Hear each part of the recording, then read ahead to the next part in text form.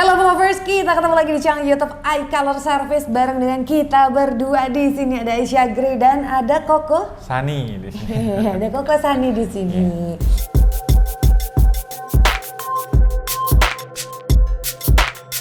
Nah, Koko Sani, kita mau membahas karena banyak banget nih ya keluhan-keluhan ataupun curhatan-curhatan Apple lovers gitu ya terkait dengan permasalahan yang suka timbul abis ganti baterai.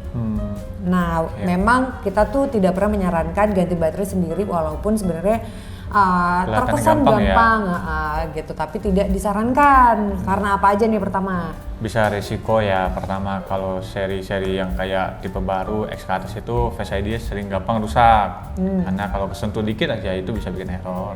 Tapi kalau seri-seri di bawahnya mungkin risiko besar finger yang bermasalah ya. Bisa juga dari kamera depan kayak seri 6 sampai seri 8 itu bisa pengaruh gitu. Nah, belum lagi data-data baterainya dan juga banyak banget kabel-kabel fleksibel yang riskan banget rusak ya. Benar banget. Oke, nah kita akan bahas di episode kali ini sebenarnya permasalahan apa aja sih yang sering timbul setelah ganti baterai. Yang pertama nih, katanya jadi nggak water resistant lagi. Benar. Itu karena apa nih? Ini kalau di seri 6S ke atas ya, itu ada namanya adhesive baterai. Adhesive buat LCD itu buat menahan LCD sama housingnya itu biar nggak terlalu ngejarak ya. Jadi air tuh nggak cepat bisa masuk. Tapi namanya kita punya water resistant itu bukan sekualitas pabrikan ya. Pasti ada efeknya nggak sekuat pabrikan, mungkin bisa menahan 50% dari pabrikan. Benar banget. Jadi si seal itu ya memang cuman pabrikan doang nih yang punya yang kualitasnya bagus. Tapi memang seiring bertambahnya usia juga sealnya otomatis menurun walaupun itu masih bawaan pabrikan gitu ya. Namanya lem ya. Lem itu kan butuh masa, kalau kena panas bisa merenggang gitu. Nah, ada masanya juga. Jadi kalau misalkan kamu sudah melakukan servis ganti baterai, otomatis semakin turun lagi nih kemampuan seal itu menahan air. Jadi memang kalau kalian punya iPhone tidak disarankan untuk direndam-rendam atau dibasah-basahin ya. Itu enggak, walaupun iPhone kalian juga iPhone baru gitu ya.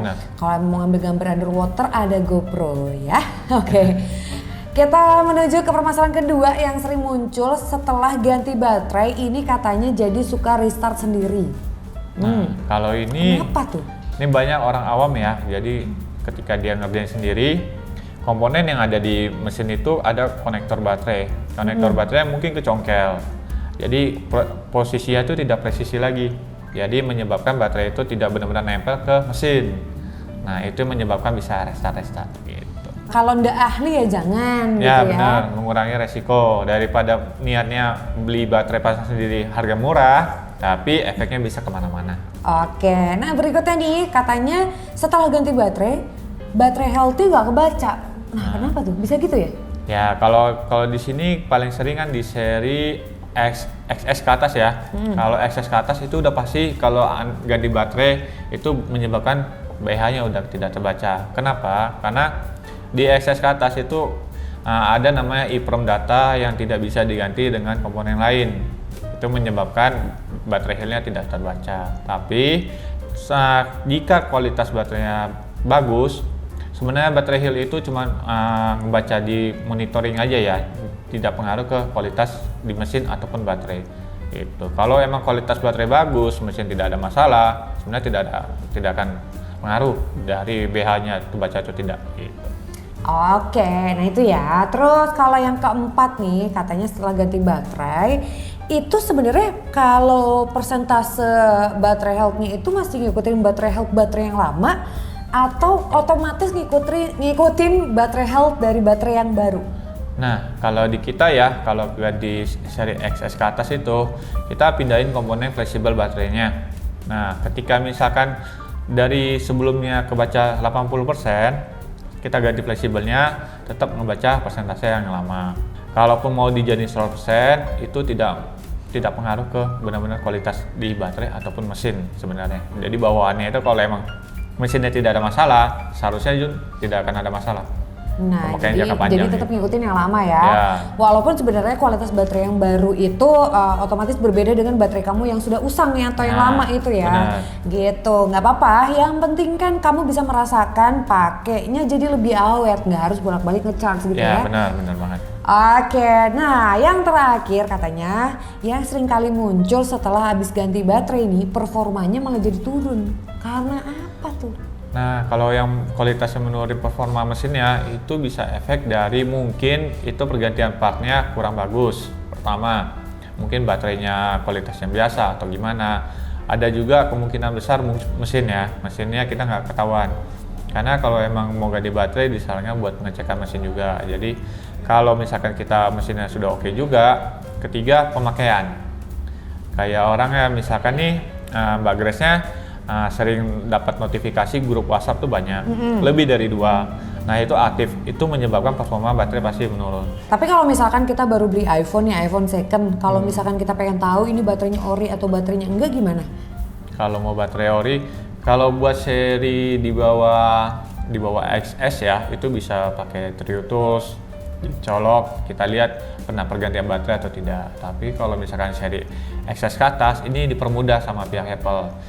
Ketika persentase baterai health-nya tidak kebaca, itu merupakan dia sudah pernah ganti baterai. Gitu. Nah sebenarnya sesimpel itu ya, kalau misalkan kamu mencoba iPhone 10 ke atas. 10 SS ke atas ya. Ya betul, ini kalau misalkan beli baterai gitu ya, beli baterai online. Nah kadang-kadang tuh tahun pembuatannya misalkan 2016 gitu. Sedangkan kan ini tahun 2022. Nah sebenarnya kita pakai baterai produksi lama tuh ada efeknya nggak sih? Kalau efek, maaf kata nih, kalau misalkan dia stok lama ya, mungkin itu bisa dibilang dalam jangka segitu pas dipasang ke mesin pasti nggak nyala. Karena daya yang sebenarnya yang udah kesimpan itu sudah kebuang. Oke. Nah, kalaupun kita pakai buat jangka panjang mungkin disarankan tidak, karena itu bisa menyebabkan pertama baterainya emang sering drop, kalau nggak mesinnya bermasalah gitu. Oke, nah kalau misalkan baterai sebenarnya tuh dia ada grade-nya atau enggak sih? Kalau grade-grade itu ada sebenarnya. Kalau di luar sana paling banyak, lebih banyak lagi grade-nya, karena kita nggak tahu kualitasnya kan. Nah, berupa kayak double power aja itu ada yang asli benar-benar double power, ada yang tidak. Jadi kalau emang disarankan menggantikan baterai ke toko-toko terpercaya. Jadi ada kualitas, ada harga jatuhnya. Sama garansinya lebih jelas jatuhnya kan kalau ada apa-apa. Nah itu dia tadi ya semua permasalahan yang biasa terjadi ketika kamu melakukan penggantian baterai.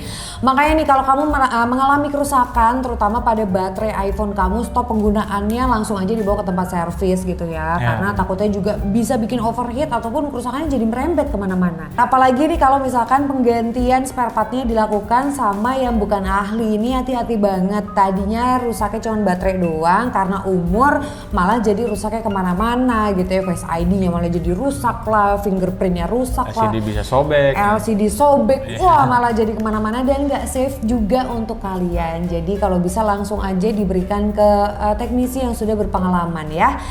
Nah untuk kalian yang pengen banget baterainya jadi lebih awet ya dan juga pemakaiannya jadi lebih panjang, kita punya video tips-tips bagaimana sih supaya baterai kita lebih awet. Nah langsung klik aja di ini nih. Oke, sekian dulu video kali ini. Terima kasih untuk kalian yang sudah nonton. Semoga bermanfaat, tapi pasti bermanfaat banget nih buat kalian. Dan jangan lupa subscribe untuk video-video berikutnya dan ilmu-ilmu berikutnya yang bermanfaat bagi kalian Apple lovers. Oke, terima kasih. Sampai ketemu lagi. Bye.